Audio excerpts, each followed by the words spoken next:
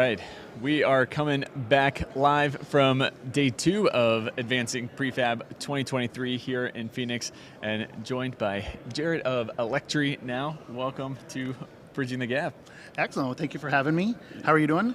Doing pretty good. Good. This shows, this has been fun, meeting a whole bunch of people and getting to have a lot of conversations. Absolutely. And as of last year, this has been a big jump in booths and people. It's glad to see this growing and growing every year. So it's a great conference to be at. So yeah, it was awesome on the opening day. Amy asked how many first timers there were in the crowd, and it was like a third of the audience came out. That was awesome. That's good. It's you love seeing it, especially when it's multi-trade. Because that's really working together truly as a team.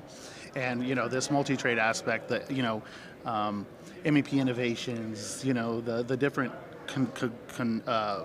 collaboration between the trades. It's a great opportunity to just to meet new people and collaborate. Yeah, absolutely. So Jared, for those who may not be as familiar with you, can you give us a little bit about your background and what brought you to Advancing Prefab this year? Sure. So first of all, I've spent my entire career in the electrical industry without really thinking about it, right? So I, get out of trade school and start working in CAD and was working in a mapping company in GIS and, went from there to engineering and surveying out. I would survey utility lines. So I'd spend all day with a chainsaw cutting right away, right? But then I'd sit in my truck and figure out the parabola curves of hot and cold, of the conductor and all that, right? So always connecting the construction and the technology together. So really, being with ELECTRI is really the same thing. So I went through the BIM and the VDC technology, prefab, multi-trade prefab, started working with ELECTRI to where I can kind of teach and help the electrical contractor with these construction technology workflow issues, really help them kind of get over that hump. You hear this phrase, the paralysis by analysis, right? There's so much inundation of software, hardware, new tech, that they want to just step back and say, you know what?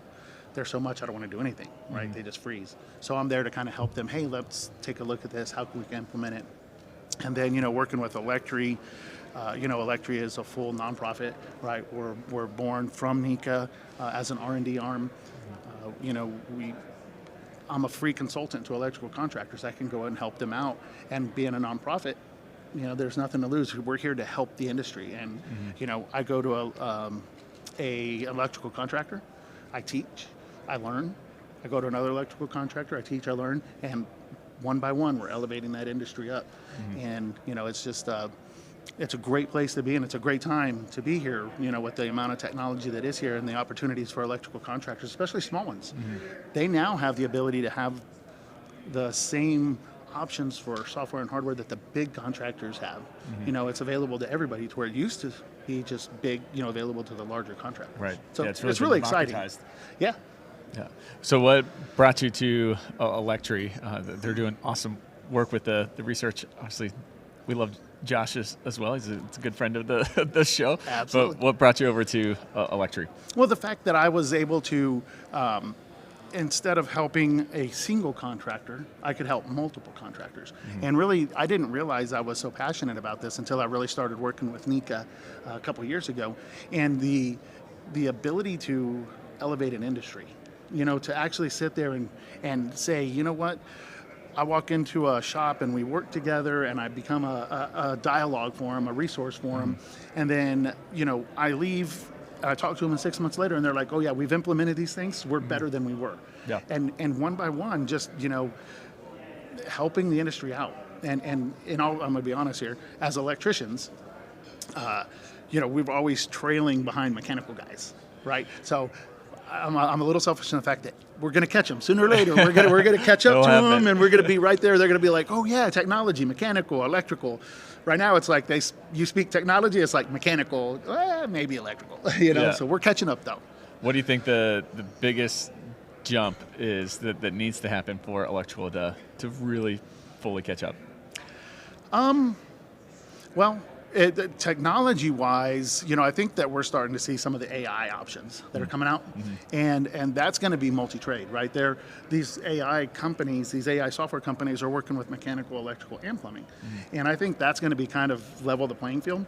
But really, when it comes to just processes. What's going to help electricians is standardizing their processes, which mechanical has done forever, along with the amount of prefab that mechanical does, the industrialization aspect that mechanical has taken into place. I think that's really where electricians need to focus on, okay, how can we prefab? What can we prefab? How can we really optimize the prefab? And, mechanical's been doing it longer. They're more experienced, and, we're still learning. So bringing it back into advancing prefab and what's going on at the show, how do you encourage people to, you come into this kind of conference and it's exciting. There's lots of learnings and takeaways. How do you encourage them to actually put something into practice when they get back and not have this just be a really good 1 week event and then it's out of their mind? Yeah, I would say that when you're taking your notes and you're sitting here and you're learning, and there's some great sessions, right? Some great tracks. Be realistic. Right. Say, you know what? I'm gonna take away 3 things. And you're gonna have pages of notes. I know I do. Right. And it's like, okay, let's really pull 3 things out of all your pages, the top 3 things that you want to implement, and then set goals on implementing those. Start small. Right. The little things. Just what was a low-hanging fruit that we can implement, and start small. And then you've got your notes. Your notes will be there forever. If you accomplish those 3, hey, let's pick 3 more. But start small, because if you'll get overwhelmed. If you say, hey, look, I've got this list of items that I want to improve on, you're going to get overwhelmed. You're going to go different directions. Find 3, focus on them, adjust them, adapt, and then just implement those. Yeah. No, I think that's really good advice, because it happens all the time. You take all your notes, you put them all. I'll get to that when I have time to really decipher and go through all of them and really, give it the attention that it deserves, and then you never go back to it. Yeah, you look at it 6 months later, you're like, man, I'm intimidated by these notes. Right. Or you don't remember, of like, what did I mean by that comment? Yeah, and really, that's really the just pick a couple and focus on those, and at least you'll get something out of it. If you don't, you just look at 6 pages of notes 6 months later, you're not going to implement anything, and then you're like, well, it's a great event, but really didn't take anything away from it. Yeah. One of the things that has come up in the conversations so far during the show, which I think is really interesting, is when you're telling a case study or you're talking about a new workflow that you're implementing, to be real with it, that not everything was sunshine and rainbows throughout the process. And even on a highly successful project that was awesome, it saved a bunch of money, it saved you time, yada, yada, yada, checked all the boxes. Something still went wrong along the way. And to be open in a place like this to kind of share your warts. Sure. How does that play out into the real world, and maybe what does construction need to learn from that? So, really one of the things that I'm a firm believer in is that you're not really succeeding in your job, in your process, if you're not failing, right? Because some of the best lessons happen with some of your failures, right? And getting people to understand, don't be afraid of failing, because that's the thing, right? If someone fails, they want to hide it. Oh man, I messed up, or oh man, this is a failure. Let's put it under the rug and say that this was a success from A to Z, right? But that's when it's really a failure. If you take that and you teach based on that failure, you learn from that failure, shoot, now it's a lesson, right? It's not a failure. And don't be afraid of it. Like you said, everyone's going to have them. Some are huge, some are small, but it's a learning process, each and every one. So, that was really one of the things, is just, don't be afraid of your failures. It's going to happen. Celebrate them as much as your successes. And then, another really important part of this is getting a log together for improvement that has the voice of the entire company, right? Because a lot of this prefab is based on innovation, right? Thinking outside of the box, how can we, and that's the whole point of this conference, advancing that. Get those ideas from the guys in the field, right? Implement a improvement log that the guys in the field have access to, and what that does is now they're able to put ideas into a place that could possibly come to fruition and go into implementation, and then they are now saying, hey, look, that was my process. I helped that process come along, and now they're putting their DNA into the project and into the company. So those are some really cool, just a couple of things that are, I think, really important when talking about failures and successes in advancing prefab. Yeah, on that log idea, the other night at dinner you were talking about telling a story on implementing that, I think with Bluebeam and leveraging Bluebeam to the field to get that input. Can you share some of what that really looked like and what the response was that you got from that? Sure. So, the ideas of getting that, and like you said, Bluebeam as an example, right? But it can be any cloud-based platform, right? That you stick an Excel spreadsheet on there and you send it out to the field. The response was overwhelming, right? Because it gave them an avenue, right? Because there's a lot of guys that were doing things to make their job easier, but they felt like, they were hiding it, keeping it close to their vest. It gave them an avenue to talk about this. And man, the first couple of weeks that we started really implementing it, and then I saw it implemented, you were getting huge responses, right? Big responses. And there were some that were really good, that really affected the prefab process. And, it got to, like we were talking with, having a release week or release day, a specific day of the week, they would get excited to see what's being implemented. What are some of the new things that are coming out, and if we ever missed it, they would send emails. Hey guys, where's that? We want to see what's new. What were some of the ideas that were accepted, and it was really kind of it was a great resource and incentive for these guys to volunteer information. The worst idea is one that's not shared. Right, and these guys were excited once they realized that people were listening. Man, you would get some that were like, "Well, okay, we can't really do that," but a lot of them were really good ideas, and that changed the workflow for the office, and changed the mentality of the guys in the office. So. Yeah, two things that stand out to me, why that was successful, was very few companies, sadly, actually go to their employees and ask, "Hey, what's your thought? We want your input."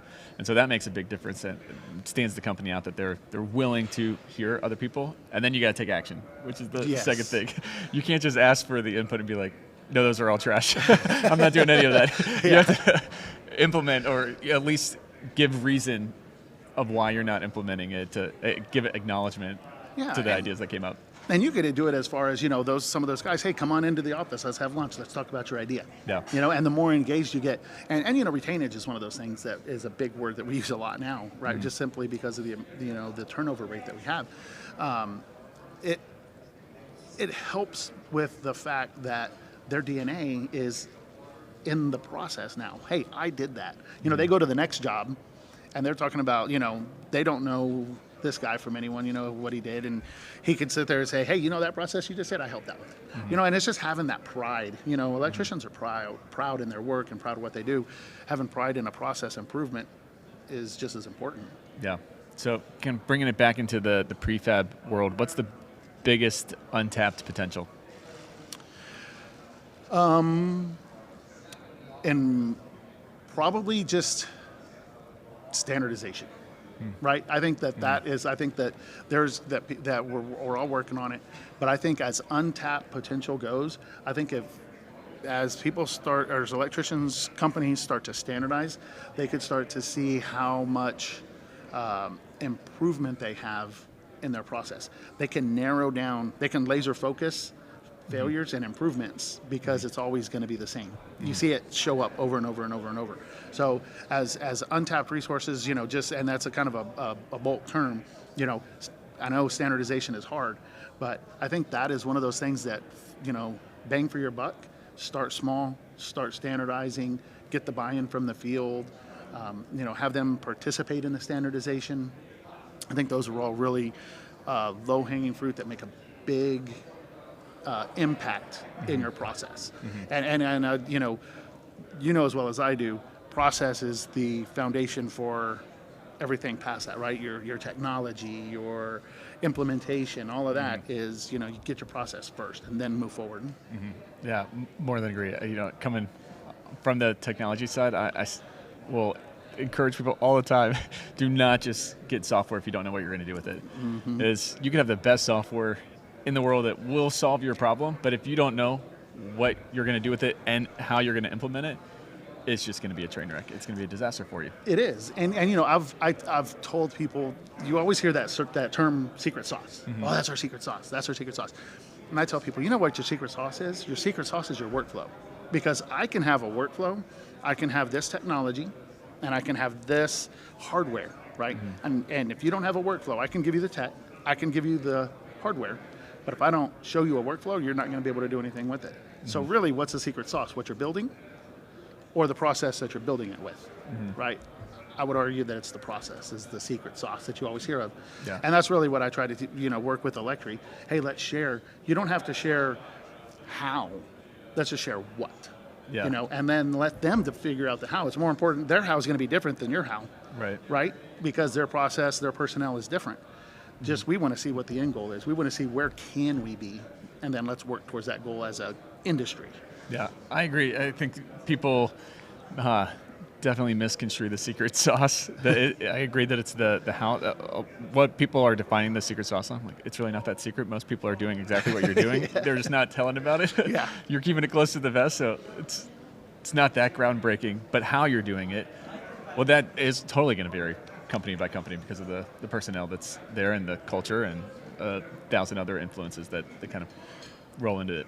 Absolutely, and it's funny because you go visiting electrical contractors. I didn't realize until I started getting more under my belt.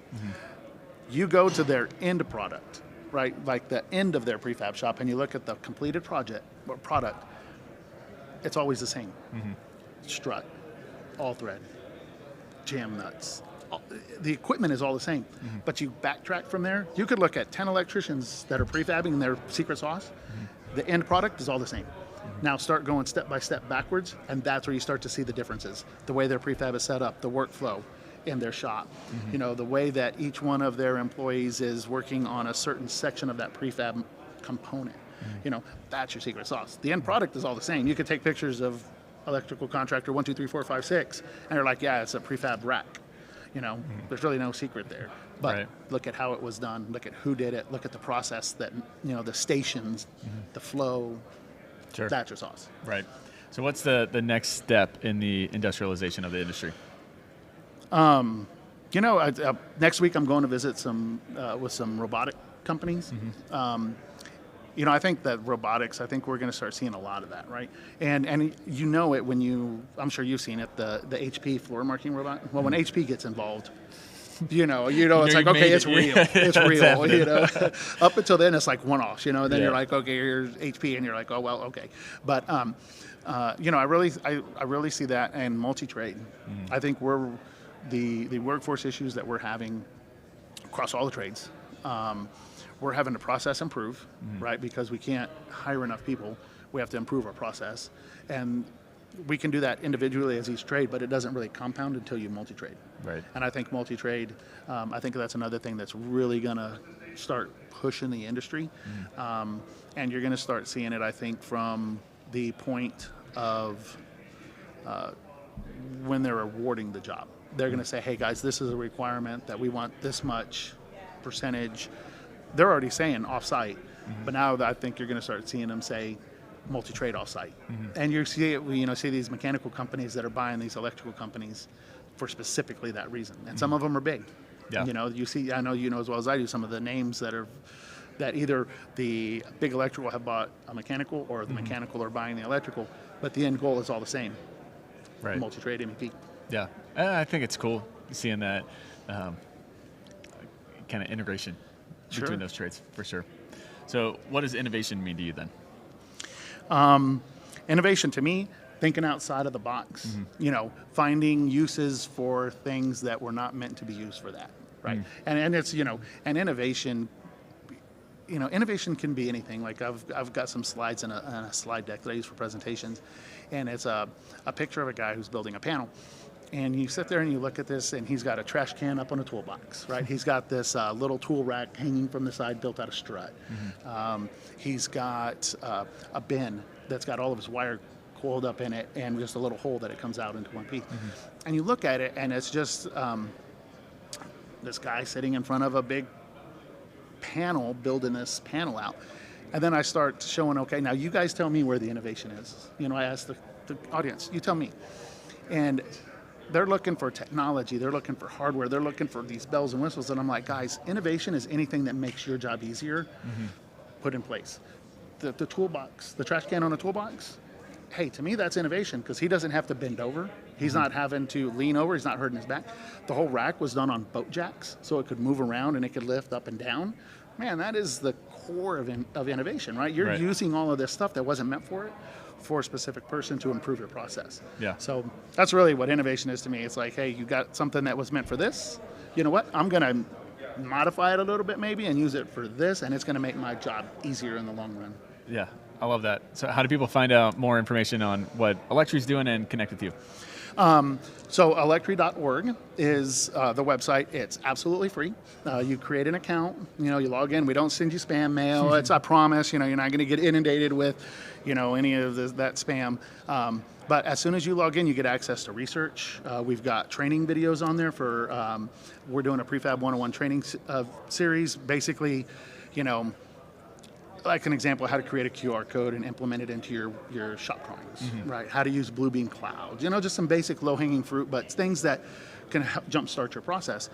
There's research, academia papers that are on there. We're constantly upgrading research, but all of this stuff is available for free, right? Just log in, create your account, and then we do, they have a Google search basically. And then you can contact me directly at jared.chrisman at electri.org. And I tell people, if you spend the time to send me an email, I'm going to spend the time to respond back to you. So if you send me an email, if I don't get back to you, shoot me another one, because I will eventually, promise, I will get back to you. And again, ELECTRI is a resource. Use us. Yeah, love it. So final question for you. If I could give you all power, all construction power, you could snap your fingers, innovate one thing in the industry, what would you pick to innovate? One item that I would, I would love to say a form, if I could snap my finger and say, okay, right now, a form of communication between all of the trades, right, that is constantly open. It's like, if I need to talk to you, it's just like I go walk to your desk and talk to you, right? Yeah. Because nowadays we're spread out all over the place, and if I'm trying to collaborate and I'm trying to coordinate and I'm trying to work together, and this is based on that MEP multi-trade philosophy, man, I got to send you an email. Hopefully you respond back to me. I got to shoot you a Teams. Maybe you respond back to me. If there was like this super AR, like, an AR process that we could all work together and see what we're building and coordinate together and, be live while we're doing it, man, that would be pretty cool. Yeah, it's funny. I forget who I was talking to this week, but somebody brought up the old Nextel phones, kind of the walkie-talkie, and I was like, you had access kind of in real time, similar to what you were saying. You could get a hold of anybody, and there was something really good about that and beneficial that we, with the tech, we kind of stepped away from. Yeah. Even though you got more access to people in more ways, but it's, I don't. Take away the decline button on the phone, right? You don't have the option to decline. You don't have the option for it to go to voicemail. It's just it rings until you answer, right? And that was the thing with those Nextels. You're like, you know what? I'm just gonna keep beeping you until you. Right. It's like a walkie-talkie phone. Yeah. And it's like, no, it's funny though, because you're right. We step backwards. We keep moving forward, and then we look back and go, that was kind of cool. Too bad. Yeah. Some pain points with that, but they could be fleshed out. Yeah. Yep. No, for real. Well, thanks so much for taking the time and joining the show. Absolutely. Thank you for having me.